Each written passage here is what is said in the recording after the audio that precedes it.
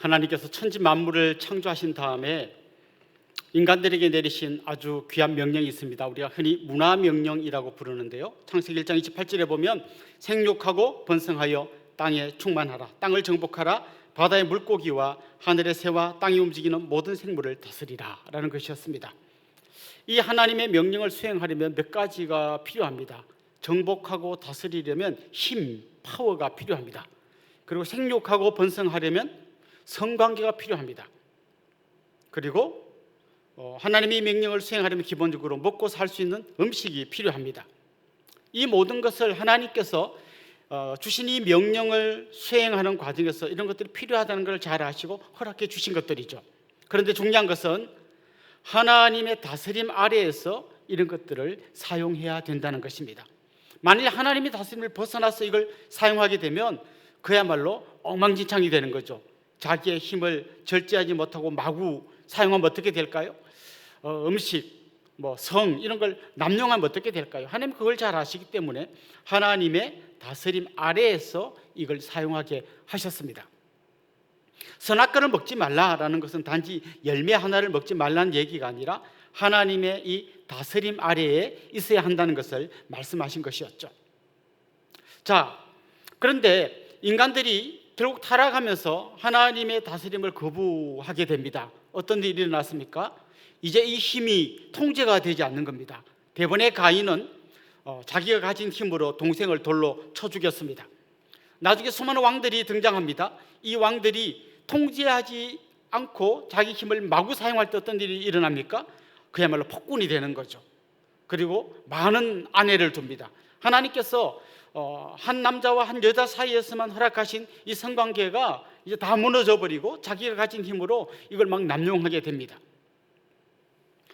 여러분 잘 아시는 다윗 한번 보십시오. 정말 하나님의 다스림 아래서 너무 신실한 종이었지만 어느 순간 하나님의 다스림을 벗어나는 순간 우리아를 죽이고 바세바를 취하게 되는 엄청난 죄를 짓게 됩니다. 성경에 보면 헤로디아라고 하는 여인이 나오는데요, 원래 이 여인은 빌립의 아내였습니다. 그런데 이 성적인 매력이 너무 뛰어났던 것 같아요. 그래서 헤롯이 반해가지고 이 헤로디아를 자기 아내로 취합니다. 이 과정 속에서 보면 이 빌립과 헤롯이 어떤 사이인가 하면 이복 형제 사이예요. 그러니까 자기 남편 버리고 이복 다른 그 형제에게 가서 결혼해서 사는 엄청난 죄를 저지릅니다. 그리고 이 여인이 자기가 가진 이 성적인 매력으로 헤롯을 조종하는 거죠. 그래서 나중에 어떻게 합니까? 세리요한의 목을 치라고 합니다. 결국 인간이 통제되지 않으면 이 힘이라는 것이 엄청난 죄로 바뀌게 됩니다. 이 성이라고 하는 것이 아주 끔찍한 결과들을 만들어냅니다. 그럼 음식은 어떨까요? 음식도 이렇게 남용할 수 있을까요? 사실 성이나 힘에 비해서 음식은 남용할 여지가 좀 적은 것으로 여겨집니다. 왜냐하면 음식은 보관이 어렵잖아요. 과일이나 야채를 많이 보관해가지고 그걸로 뭔가를 하기에는 좀 어렵지 않습니까? 그런데 인간들이 이걸 해결하는 기가 막힌 방법을 찾아냈습니다. 바로 그게 돈입니다. 음식은 오래 보관할 수 없지만 이 음식을 팔아서 돈으로 바꾸면 이 돈 가지고 다음에 얼마든지 다시 음식을 사올 수 있습니다. 음식뿐만 아니라 성도, 권력도 이 돈 가지고 움직일 수 있게 됩니다. 그래서 어떻게 보면 오늘 방금 제가 말씀드린 이런 권력이라든지 성이라든지 돈이라든지 이런 거는 정말 통제하기 굉장히 어려운 문제들이 되고 마는 것이죠. 특별히 돈에 대해서 예수님은 하나님과 만몬을 동시에 섬길 수 없다 이런 말씀을 하셨습니다. 여기서 말하는 만몬은 돈이란 뜻도 있지만 돈의 신이란 뜻이 있습니다. 그리고 어느 순간 만몬이, 돈이 우리의 신이 되어버리는 것이죠. 자, 우리가 예수님을 믿고 다시 새롭게 된다고 말할 때 그건 단지 우리가 예수 믿고 천국 간다는 걸 그것만 이야기하는 게 아닙니다. 우리 삶 전체가 완전히 주님께로 돌아오는 것을 의미합니다. 그때 우리가 해야 되는 게 뭔가 하면 하나는 예수님을 나의 구세주로 믿는 것이고 또 다른 하나는 뭔가 하면 예수님을 나의 주인으로 모시는 것입니다. 예수님을 주인으로 모신다는 말은 방금 말씀드린 이 세 가지가 다시 원래의 자리로 주님의 통제 아래로 돌아간다는 것을 의미합니다. 그래서 내가 권력이 있더라도 이걸 내 마음대로 남용하는 것이 아니라 주님의 통제 아래서 이 권력을 행사하는 겁니다. 가정의 아버지가 힘이 있다고 막 자녀들에게 폭군처럼 대하는 게 아니라 예수님 안에 돌아온 아버지는 이 힘을 절제하고 그 힘을 주님의 뜻대로 사용하게 되는 것이죠. 성적인 문제도 오직 한 남자와 한 여자에게만 허락한 이 성의 관계로 다시 돌아와야 하는 것입니다. 자, 그렇다면 돈은 어떨까요? 마찬가지로 돈도 주님께서 다스리는 그 다스림 안으로 들어와야 하는 것이죠. 미국의 한 침례 교회에서 이런 일이 있었다고 합니다. 목사님이 이제 세례를 주려고 하는 거죠. 침례교니까 아주 물에 풍덩 들어가서 세례를 주는 거죠. 이렇게 침례 받는 그 탕에 막 들어가려던 사람이 잠깐만요 목사님 하고 주머니에서 뭘 꺼내는 거죠. 왜요? 그러니까 지갑을 안 꺼냈네요. 물에 들어가면 지갑 다 젖으니까 꺼내고 세례 받겠습니다. 그때 그 목사님이 그랬다는 거죠. 당신의 지갑도 세례를 받아야 합니다. 물론 실제 있었던 이야기는 아닌 것 같아요. 근데 굉장히 중요한 의미가 있어요. 여러분의 지갑도 세례를 받아야 합니다. 여러분의 그 돈이 예수 그리스도의 통제 밑으로 들어가지 않으면 그건 우리에게 큰 재앙을 가져다 주게 될 것입니다. 자, 그렇다면 우리가 가진 이 돈을 주님의 다스림 안으로 갖고 들어가는 비결이 뭘까요? 다른 사람에게 나누어 주는 겁니다. 어려운 사람에게, 힘든 사람에게 이 돈을 쓰는 겁니다. 갑자기 좀 가슴이 답답해지시는 느낌이 들지 않습니까?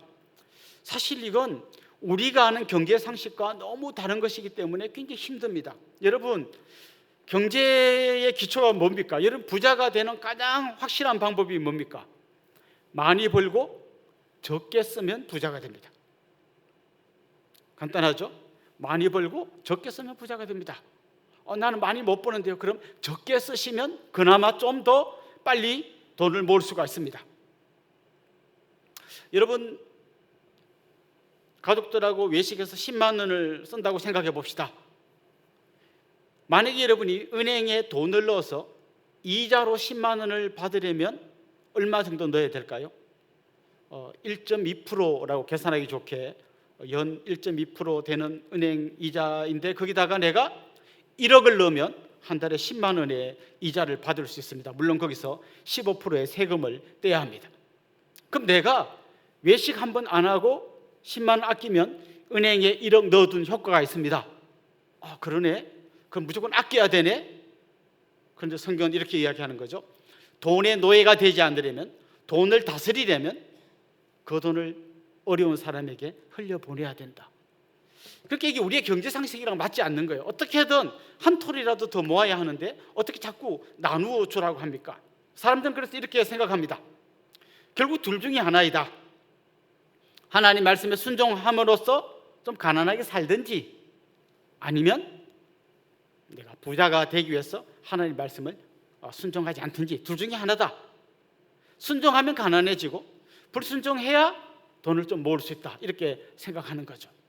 자, 이런 우리의 생각에 오늘 본문은 정면으로 다른 이야기를 던져냅니다. 오늘 본문에서 바울은 우리의 이런 상식을 완전히 깨기 위해서 하나의 비유를 드는데요. 그게 바로 씨를 뿌리는 비유입니다. 이런 거죠. 자, 농부가 씨를 갖고 있습니다. 또 이것도 계산하기 좋게 한 개의 씨를 갖고 있습니다. 이 농부가 이 씨를 뿌리지 않으면 이 씨를 자기가 먹을 수 있습니다. 그게 알곡이든지 감자 한 알이든지 내가 심지 않으면 내가 먹을 수 있습니다. 그러나 심으려면 내가 먹는 것을 포기해야 합니다. 자, 한번 보십시오. 자, 내가 이 씨앗을 하나 심었습니다. 씨앗이 땅에 들어가서 썩어버립니다. 나는 결국 먹지 못했습니다. 엄청난 손해를 본 것 같습니다. 그런데 결국 어떻습니까? 이 씨앗이 땅에 들어가서 썩은 다음에 그곳에서 100개, 200개, 300개의 열매가 맺히게 되는 겁니다. 자, 결국 오늘 바울은 이런 걸 이야기하려는 거죠. 우리가 굳이 하는 것도 꼭 이 씨를 심는 것과 똑같다는 거예요. 씨를 심으면 결국 내게 손해나고 썩어버리고 나는 점점 쪼그라드는 것 같지만 심는 그곳에서 100배, 200배, 300배의 놀라운 열매가 맺히게 된다는 것입니다. 다시 말해서 내가 내 것을 가지고 다른 사람에게 나누어 주는 것을 씨를 심는 행위라고 이야기한다면 하나님은 그걸 통해서 100배의 결실을 맺게 해준다는 것이죠. 내가 다른 사람을 도와주면 점점 가난해지는 것 같은 게 우리의 경제상식인데 성경은 아니다. 오히려 그렇게 씨를 심는 사람은 놀라운 열매들을 거두게 될 것이다. 오늘 본문은 이것을 우리에게 이야기하고 있습니다. 자, 그럼 우리가 어떻게 하면 씨를 뿌리고 많은 열매를 거둘 수 있는지를 좀 찬찬히 생각해 보면 좋겠는데, 먼저 이런 질문을 여러분에게 던져보고 싶습니다. 여러분의 손에는 뿌릴 수 있는 씨앗이 있습니까? 나는 먹고 살기도 힘든데 뿌릴 씨앗이 어디 있습니까? 아마 이렇게 말씀하시는 분들이 많을 겁니다. 우리 10절 말씀을 한번 봅시다. 심는 자에게 씨와 먹을 양식을 주시는 이가 너희 심을 것을 주사 풍성하게 하시고 너희 의의 열매를 더하게 하시리니. 자, 여기 보면 하나님께서 우리에게 먹을 것을 풍성히 주실 뿐만 아니라 심을 수 있는 씨를 주신다고 이야기합니다. 다시 말하면 내가 먹을 걸 다 먹고도 얼마든지 뿌릴 수 있는 씨를 우리에게 주신다고 이야기합니다. 좀 더 정확하게 말하면, 그래서 하나님 우리 손에 들여주신 이 씨앗은 사실 알고 보면 내 것이 아니라 하나님이 관리하라고 맡겨주신 것입니다. 그러니까 우리는 재물의 주인이 아니라 재물의 청지기인 것입니다. 누가복음에 보면 굉장히 좀 어려운 비유 하나가 나오잖아요. 불의한 청지기의 비유가 나옵니다. 불의한 청지기가 일을 잘못했습니다. 그래서 이제 자기 주인이 자기를 해고할 거라는 걸 알았습니다. 이 불의한 청지기가 잔머리를 굴리는 거, 이제 나 해고당하면 먹고 살 길도 막연한데 어떡하지? 그래서 잔머리를 굴립니다. 그래서 이 주인에게 빚진 사람들을 찾아갑니다. 그래서 예를 들면 뭐 기름 100마를 빌려간 사람이 있습니다. 근데 이 청지기가 이렇게 이야기하는 거죠. 그 계약서 찢어버리고 새로 씁시다. 기름 50말 빌려간 걸로 반뚝 잘라주는 거죠. 그리고 밀 100석 빌려간 사람 찾아갑니다. 그 계약서 찍고 새로 씁시다. 그냥 80석만 빌린 걸 해줄게요. 이렇게 씁니다. 그 상대방 굉장히 고맙겠죠. 대신 주인이 굉장히 화가 날 거 아닙니까? 아니, 내 재산을 왜 네 맘대로 막 그렇게 막 함부로 난리야? 근데 그 비유가 어려운 이유가 뭔가 하면 주인이 그 청지기를 칭찬합니다. 지혜롭다고. 그게 우리 굉장히 헷갈립니다. 아니, 주인의 것을 다 축냈는데 왜 이걸 칭찬하냐고요. 그런데 이렇게 생각하면 많은 의문이 풀립니다. 하나님이 주인이고 우리가 청지기입니다. 우리에게 많은 것을 맡겨주셨는데 알고 보면 내 것이 아닙니다. 하나님의 것입니다. 그런데 내가 하나님의 것 가지고 남한테 막 인심 씁니다. 그럴 때 하나님이 아주 잘했다고 칭찬하십니다. 그렇습니다. 어차피 내 것이 아닙니다. 그런데 하나님이 맡겨주신 걸 가지고 내가 선한 일에 쓰는 것입니다. 또 어떤 분이 이런 질문을 던질 수 있습니다. 어쨌거나 하나님 나한테는 아무것도 안 맡겨주셨다니까요. 나는 그렇게 씨를 뿌릴 수 있는 게 아무것도 없다니까요. 이렇게 이야기하는 분이 있습니다. 여러분에게 얼마나 많은 것들이 있는지를 계산하는 아주 간단한 공식을 알려드리겠습니다. 제가 우리 교회 한 집사님 댁에 갔더니 거기 이제 뭐 고철이나 폐지 같은 거를 모으시는 그런 일을 하시는 분인데요. 그 집 그 사업장 마당에 가니까 큰 철판으로 된 게 땅에 깔려 있더라고요. 이게 뭔가 했더니 그게 개근대라는 거예요. 그게 뭔가 하면 차가 그 위에 올라가면 그 앞에 있는 모니터에 자동으로 이 무게가 딱 표시되는 거예요. 그럼 예를 들면 여러분 계산하기 좋게 1톤 트럭이 들어왔습니다. 근데 그 개근대 위에 딱 올라가니까 모니터에 2톤이라고 뜹니다. 그럼 이분이 싣고 온 고철은 무게가 얼마입니까? 그 차 무게만 빼면 되죠. 차 무게 1톤을 빼고 2톤이니까 1톤 빼고 나면 1톤 정도를 싣고 온 거죠. 자, 그렇다면 여러분이 갖고 있는 걸 계산하는 방법은 이렇습니다. 일단 여러분이 갖고 있는 거 숟가락 하나까지 다 올려놓으십시오. 그리고 거기서 여러분이 태어날 때 그 벌거벗고 태어났던 그걸 쏙 빼내십시오. 그걸 빼고 남은 건 전부 다 여러분의 손에 들려 있는 것입니다. 알고 보면 우리는 굉장히 많은 것을 가지고 있는 것이죠. 그런데 오늘 성경은 이야기하기를 우리가 갖고 있는 건 지금 내가 갖고 있는 뭐 집, 차, 숟가락 뭐 이런 거 다 모은 거 그것만이라고 이야기하지 않습니다. 예수 그리스도께서 가난하게 되심으로써 우리를 부유하게 해주셨다고 말씀하고 있습니다. 저는 여러분이 얼마나 부유한 사람인지 아시면 좋겠습니다. 예수님께서 우리를 위해 죽어주심으로써 우리에게 어떤 일이 일어났냐면 새로운 생명을 얻게 되었습니다. 여러분, 한 생명은 온 천하보다 귀한 겁니다. 예수님의 은혜가 아니었다면 내 생명이 영원한 지옥에 떨어졌을 텐데, 예수님으로 내가 새로운 생명을 얻었다는 것은 다른 말로 하면 내가 온 천하를 다 가진 거나 마찬가지라는 것입니다. 우리는 온 천하를 다 가진 사람입니다. 진짜 예수님을 내가 인격적으로 만나고 나면 온 세상이 다르게 보입니다. 꽃들도, 나무도, 저 하늘의 구름도, 태양도 완전히 다른 것으로 보이게 됩니다. 여러분, 고은이라는 시인이 쓴 그 꽃이라는 시 아시죠? 내려올 때 보았네, 올라갈 때 못 본 그 꽃. 마찬가지입니다. 예수님 만나고 나는 보았네, 믿기 전에 못 보았던 그 꽃. 예수님 만나고 보았네, 믿기 전에 몰랐던 그 놀라운 은혜. 이제 우리 안에 이런 놀라운 고백들이 나오기 시작할 때 우리는 단지 돈이 많아서 부유한 게 아니라 정말 내 마음속에 세상 전부를 다 가진 너무나 풍성한 삶을 고백하게 될 것입니다. 제가 오래전에 사역 초년병일 때요, 제가 사역하던 교회에 아주 성격이 괴팍한 할머니 한 분이 계셨습니다. 그래서 누구나 딱 만나면 이 할머니가 막 책망을 해요. 왜 막 저거 막 그냥 애고 어른이고 막 이렇게 무섭게 말을 하는 분입니다. 뭐 이런 거죠. 예를 들면 식당에서 권사님들이 막 식사를 준비해서 성도들을 대접합니다. 할머니도 거기 앉아서 식사를 하십니다. 보통 사람들은 아유 권사님 맛있게 잘 먹었습니다. 너무 맛있어요. 뭐 이렇게 인사를 하죠. 근데 그 할머니 이렇게 이야기합니다. 왜 이리 맵노? 할매 이 매운 거 보고 대접벌이라고 이렇게 맵게 만들었나? 말을 이렇게 못듣게 합니다. 그러니까 전부 다 이 할머니가 오면 슬슬 피합니다. 근데 참 이상해요. 나중에 할머니가 연세 많아서 교회를 잘 못 나오시니까 많은 분들이 아유 그 할머니 보고 싶다, 어디 갔냐 이렇게 막 찾습니다. 그 왜 못 나오시나 봤더니 다리에 힘이 없어 못 나온다는 거, 이제 걸어오실 수가 없었어요. 근데 한 2달 지난 어느 날 어떤 한 청년이 이 할머니를 업고 나타났어요.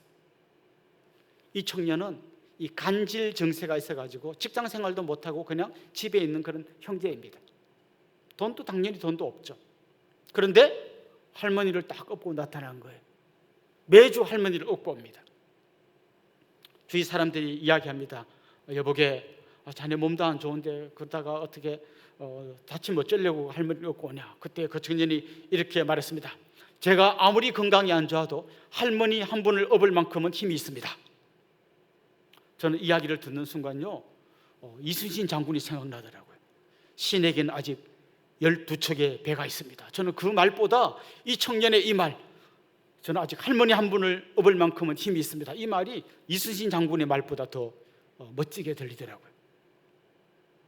아무리 가진 게 없다 해도 사랑을 줄 수 없을 만큼 그렇게 가난한 사람은 없습니다. 아무리 어렵다고 해도 하나님이 이미 내게 주신 그 부유한 것들을 내가 보는 순간 나는 많은 것을 가진 사람인 걸 알게 된다는 것이죠.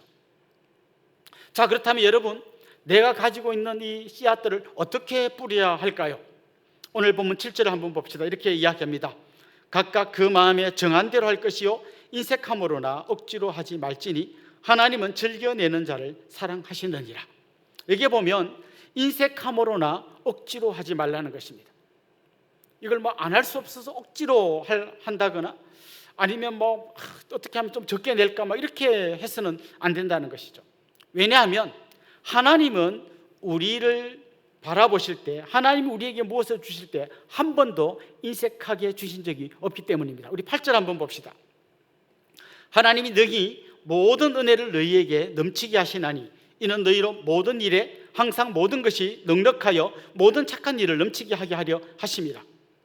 여기에 보면 모든이라는 말이 4번이나 나옵니다. 그리고 넘치게라는 말이 2번 나옵니다. 무슨 말인가 하면 하나님은 우리에게 모든 것을 넘치게 주셨습니다.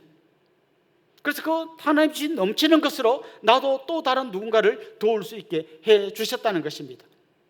그렇게 넘치게 해 주신 것으로 하나님께 드리고 그걸 또 다른 사람에게 흘러가게 했다는 것이죠. 사실 사람들이요, 교회에 가서 제일 듣고 싶어 하지 않는 설교가 헌금 설교입니다. 왜 그럴까요? 내 마음속에 인색함이 있기 때문입니다. 요즘 유튜브에 보면 11조 안 내도 된다 이런 유튜브 이야기가 많이 퍼지고 있고, 거기에 보니까 조회수가 어마어마하더라고요. 많은 성도들이 이 유튜브를 보면서 힘을 얻는 거예요. 그래, 나도 충분히 안 드릴 수 있는 이유를 알았다, 뭐 이러는 거죠. 뭐 논리는 이런 겁니다. 율법이 폐하여졌기 때문에 더 이상 율법이 이야기하는 11조는 드릴 필요가 없다, 이런 이야기입니다. 그런데 여러분, 11조는 율법에서부터 시작된 게 아닙니다. 아브라함이, 아직 모세가 나타나기도 전에 아브라함이 11조를 드리는 이야기가 나옵니다. 야곱이 하나님께 11조를 약속하는 이야기가 나옵니다. 이것은 내 것을 하나님께 드리는 것이 아니라 이 모든 것이 하나님의 것임을 고백하는 우리의 행위인 것입니다. 어떤 분들은 또 이런 질문을 하십니다. 제가 월급을 받는데요, 그 월급 받는 총액으로 11조를 해야 됩니까? 아니면 거기서 세금이라든지 뭐 사대보험 이런 거 다 떼고 실수령액에서 11조를 드려야 하는 것입니까? 정답은 오늘 본문에 나와 있어요. 그냥 내가 즐겁게 기쁨으로 드리는 것이 하나님이 받으시는 제물입니다. 그렇게 드리는 거예요. 오늘 본문에 보면 특별히 시편 말씀을 인용하고 있는데 9절에 이렇게 말합니다. 기록된 바 그가 흩어 가난한 자들에게 주었으니 그의 의가 영원토록 있느니라 함과 같으니라. 이 말을 좀 의역하면 이런 겁니다.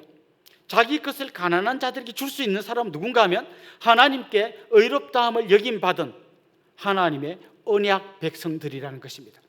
내가 하나님의 언약 백성의 특권으로서 다른 사람에게 나눠줄 수 있는 것입니다. 여러분, 언약이란 말 아시죠? 약간 비슷한 말이지만 완전히 다른 말이 있습니다. 계약이란 말이 있습니다. 계약은 이런 거죠. 정확하게 내가 얼마를 주고 얼마를 받는지가 정해지는 겁니다. 내가 이 회사에 와서 하루에 8시간씩 일을 할 테니까 월급을 300만 원 주세요. 계약서에 사인하면 그대로 지켜야 되는 거죠. 언약은요, 단지 그런 값싼 주고받고의 거래가 아닙니다. 언약은 완전한 헌신의 약속입니다. 그 대표적인 언약이 뭔가 하면 이 결혼식 때 서약하는 게 대표적인 언약이에요. 제가 주례를 많이 합니다만 보통 이렇게 이야기하죠. 신랑은 곁에 있는 신부를 아내로 맞아서 광야와 같은 이 세상을 살아가는 동안 그 어떠한 경우에도 끝까지 사랑하고 존경하고 아끼면서 남편의 사명을 다할 것을 굳게 서약하십니까? 이렇게 묻습니다. 이렇게 물어야 되는 거죠. 그 어떠한 경우에도 이렇게 물어야 되는 거죠. 만약 계약이라면 이런 거죠. 신랑은 옆에 있는 아내가 얼굴이 여전히 예쁠 그동안만 사랑하시겠습니까? 이 아내가 밥을 잘해주고 당신을 잘 섬기는 그동안은 사랑하시겠습니까? 예, 그렇게 해주면 나도 사랑하죠. 그렇다면 신부는 옆에 있는 신랑이 돈을 잘 벌어다주고 그럴 때만 사랑하시면 잘 벌어주면 나도 당연히 사랑하죠. 그 못 벌어주면, 아프면, 건강을 잃으면 그럼 계약은 깨지는 거예요. 근데 언약은 그렇지 않습니다. 헌신적인 약속입니다. 하나님이 우리의 언약을 맺어주셨다는 것은 그냥 우리의 조건이나 형편을 보지 않고 우리의 모든 것을 하나님이 채워주신 것이죠. 마찬가지로 우리가 다른 사람을 돕는다는 것은 내가 요걸 해주면 저 사람에게서 나한테 얼마가 돌아올까 이런 걸 계산하지 않는 것입니다. 언약은 그냥 내 것을 나누어 주는 것입니다. 그게 바로 언약적인 하나님의 언약 백성의 태도인 것이죠. 자, 그렇다면 이렇게 우리가 기쁨으로 씨앗을 뿌릴 때 어떤 결과가 나타날까요? 오늘 보면 11절에서는 이렇게 이야기합니다. 너희가 모든 일에 넉넉하여 너그럽게 연보를 함은 그들이 우리로 말미암아 하나님께 감사하게 하는 것이라. 여기서 그들은 이 고린도 성도들의 구제헌금을 통해서 도움을 받는 예루살렘 교회 성도들을 이야기합니다. 자, 헌금을 했더니, 구제헌금을 했더니 그 예루살렘 교회 성도들이 감사하게 된다는 거죠. 13절에 보면 하나님께 영광을 올리게 된다는 것입니다. 그러니까 어려웠는데 필요한 물질이 들어오니까 하나님께 감사하는구나, 우리 이렇게 생각할 수 있습니다. 그런데 성경을 보면 그거 이상입니다. 13절 말씀 우리 같이 한번 보겠습니다. 이렇게 되어 있습니다. 이 증무로 증거를 삼아 너희가 그리스도의 복음을 진실히 믿고 복종하는 것과 그들과 모든 사람을 섬기는 너희의 후한 연보로 말미암아 하나님께 영광을 돌리고. 방금 읽은 13절 말씀 이런 뜻입니다. 원래 복음이 예루살렘 교회에서 시작되었습니다. 예루살렘 교회가 저 안디옥이라고 하는 이방으로 바나바를 보냈습니다. 그리고 바나바가 바울을 데리고 와서 거기서 사역을 했습니다. 그리고 다시 안디옥 교회가 바울과 바나바를, 나중에 신라를 이제 파송했습니다. 그 결과로 복음이 온 이방 땅에 전해지게 된 거죠. 예루살렘 교회에서 시작된 복음이 저 이방 땅 고린도에까지 전해진 겁니다. 그런데 그 고린도 성도들이 구제 헌금을 내서 다시 예루살렘에 보내준 거죠. 그때 예루살렘 교회 성도들이 깨달은 겁니다. 우리가 처음에 사람을 보내서 선교사를 파송해서 전한 복음의 열매가 나타나서 저들이 그 복음의 말씀을 받아들이고 그 복음의 말씀에 순종해서 구제헌금을 들여서 다시 우리에게로 왔구나. 그러니까 이건 단지 돈이 온 것 정도가 아니라 우리에게서 시작된 복음이 결국 저 고린도 성도들에게 전해져서 저들이 정말 복음에 순종하여 다른 사람을 돕는 자리에까지 자랐구나. 그걸 깨달았을 때 예루살렘 교회 성도들이 너무 감사하고 하나님께 영광을 돌리게 된다는 것이죠. 그렇습니다. 우리가 누군가를 도왔는데 어느 순간 그 사람이 하나님을 알게 되고 예수님을 믿게 되고 믿음이 자라게 되고 또 다른 누군가를 돕는 걸 한번 여러분 보십시오. 얼마나 가슴이 벅차겠습니까? 제가 여러 번 말씀드렸듯이 저는 어릴 때 많은 분들의 도움을 받고 자랐습니다. 제가 목회자가 되어서 그분들을 찾아뵈었을 때 그분들이 한결같이 눈물을 글썽이면서 정말 너는 이 시대의 모세의 기적이다. 하나님들을 정말 너무나 사랑하신다. 막 그 이야기를 하는데 나보다 그분들이 더 감격하는 걸 보았습니다. 바로 그거예요. 우리가 사랑과 함께 복음을 흘려보냈는데 그들이 그 사랑을 받고 복음의 사람으로 바뀌게 되었을 때 그때 우리가 느끼는 이 감사와 감격은 이루 말로 다할 수 없다는 것이죠. 이게 끝이 아닙니다. 14절 말씀에 보면 이런 말씀이 나옵니다. 또 그들이, 예루살렘 교회 성도들이죠, 또 그들이 너희를 위하여 간구하며 하나님이 너희에게 주신 지극한 은혜로 말미암아 너희를 사모하느니라.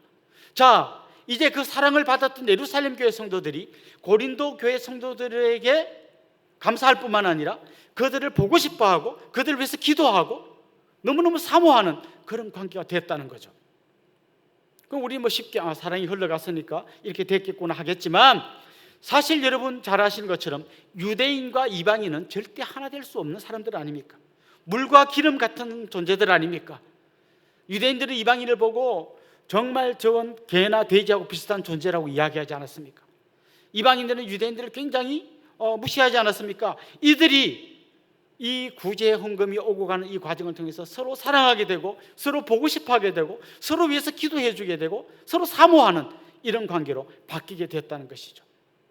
유대인과 이방인 사이에 있던 모든 벽들이 무너지고 교회가 완전히 하나 되는, 그래서 인종을 뛰어넘고 혈통을 뛰어넘고 심지어 멀리 떨어져 있는 이 지역을 뛰어넘어서 서로 사랑하고 존경하고 아끼고 보고 싶어하고 위해서 기도해 주는 너무나 놀라운 관계로 바뀌어졌다는 것이죠. 그렇습니다. 우리의 사랑이 입에만 머물기 때문에 이 복음의 역사가 더딘 것입니다. 우리의 사랑이 우리의 입에서뿐만 아니라 우리의 손으로, 특별히 우리의 지갑을 여는 것으로 이어져야 합니다. 그럴 때 이 사랑을 받은 그 사람들의 삶 가운데 놀라운 하나님을 만나는 기적의 역사, 그들도 또 다른 사람을 도와주는 놀라운 은혜의 역사가 일어나게 되는 것입니다. 잘 보십시오. 복음이 계속해서 흘러갑니다. 뿐만 아니라 이 물질이 계속해서 흘러갑니다. 뿐만 아니라 감사가 계속해서 흘러가게 되어 있습니다. 이게 오늘 본문이 우리에게 보여주시는 놀라운 그림입니다. 사랑하는 성도 여러분, 세상의 경제학은 누구에게 주면 내가 점점 가난해진다고 이야기하지만 오늘 본문이 이야기한 대로 성경의 경제학은 누군가에게 줄 때 더 풍성해진다고 이야기하고 있습니다. 마치 하늘의 씨앗을 심는 자리에서 수백 개의 열매가 맺히는 것과 같이 우리가 누군가를 위해서 사랑을 흘려보내면 그곳에서 놀라운 열매들이 맺히게 된다고 이야기하고 있습니다. 그런 의미에서 여러분이 인색함으로나 억지로가 아니라 기쁨으로, 즐거움으로, 감사함으로 드릴 수 있기를 원하고요. 그 결과로 정말 감사가 계속 흘러가고 교회가 하나 되어지고 놀란 은혜의 회복의 역사가 계속해서 일어나는 이 기적의 현장 한가운데 여러분이 우뚝 설 수 있기를 주님의 이름으로 축원합니다.